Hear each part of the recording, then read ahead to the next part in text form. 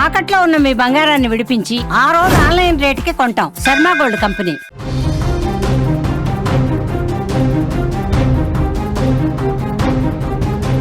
ఇవాళ అర్ధరాత్రి నుంచి కొత్త జీఎస్టీ రేట్లు అమలు కాబోతున్నాయి. 4 స్లాబుల స్థానంలో ఇక నుంచి 2 మాత్రమే రాబోతున్నాయి.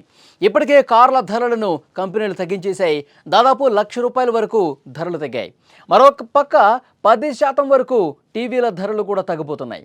కొత్త జీఎస్టీతో నిత్యావసర సామాగ్రి ధరలు భారీగా తగ్గబోతున్నాయి. కేంద్ర ప్రభుత్వం ప్రవేశపెట్టిన కొత్త జీఎస్టీ ధరలు రేపటి నుంచి అమల్లోకి వచ్చేస్తున్నాయి. ఇక మీదట 5-18% పన్ను స్లాబులు మాత్రమే ఉండబోతున్నాయి. చాలా రకాల వస్తువుల ధరలు ఒక్కసారిగా దిగొస్తాయి. ఈ మార్పులు ఇవాళ అర్ధరాత్రి నుంచే అమల్లోకి రాబోతున్నాయి. ముఖ్యంగా ఈ ప్రభావం పేద మధ్యతరగతి ప్రజలపై అధికంగా ఉంటుంది. సబ్బులు, షాంపూలు, నిత్యావసర వస్తువుల ధరలు తగ్గడం ద్వారా వారి మీద భారం తగ్గబోతోంది.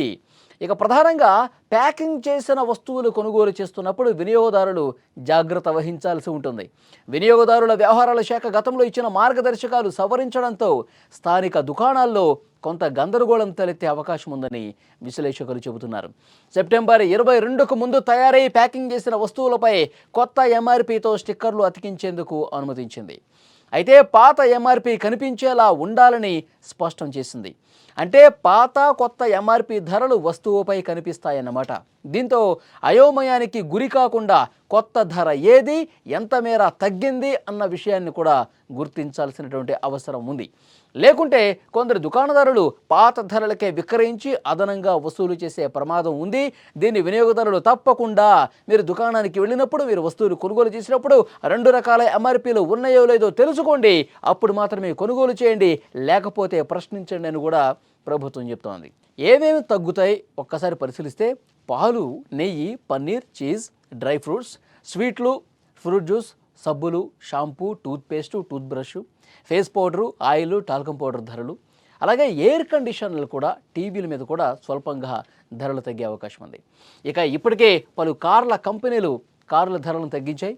దాదాపు 50,000 నుంచి ₹1,00,000 వరకు మారుతి, మహీంద్రా, కియా, స్కోడా కార్లు ధరలు తగ్గాయి.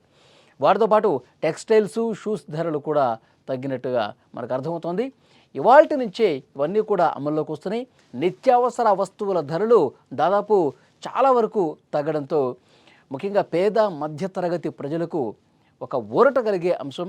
ఎప్పుడైతే కేంద్ర ప్రభుత్వం ఒక ప్రకటన చేసిందో ఈ జీఎస్టీ కేవలం 2 స్లాబులు మాత్రమే, పేద మధ్యతరగతి ప్రజల కోసం వాళ్ళు ప్రతి నెల కూడా వాళ్ళు ఖర్చు పెట్టే నిత్యావసర వస్తువులకు సంబంధించి చాలా అంటే చాలా వాళ్ళకి భారం తగ్గి ఉపశమనం కలిగి, మళ్ళీ ఒకవైపు ధరలు తగ్గితే పేద ప్రజలకి ఎంత ఉపయోగం కలుగుతుందో ప్రభుత్వానికి కూడా, దేశానికి కూడా దీనివల్ల అంతే ఉపయోగం కలగబోతోంది.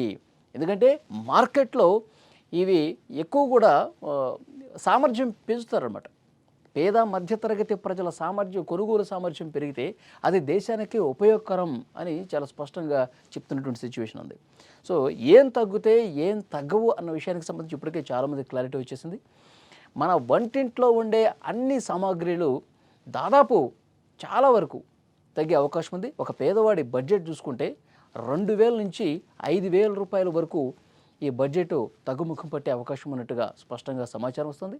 మరోవైపు కార్లు కావచ్చు, బైకులు కావచ్చు, ఫ్రిడ్జ్లు కావచ్చు, ఏసీలు కావచ్చు, ఇలాంటి వాటి మీద కూడా చాలా వరకు భారం తగ్గబోతుందని మనకు అర్థమవుతోంది.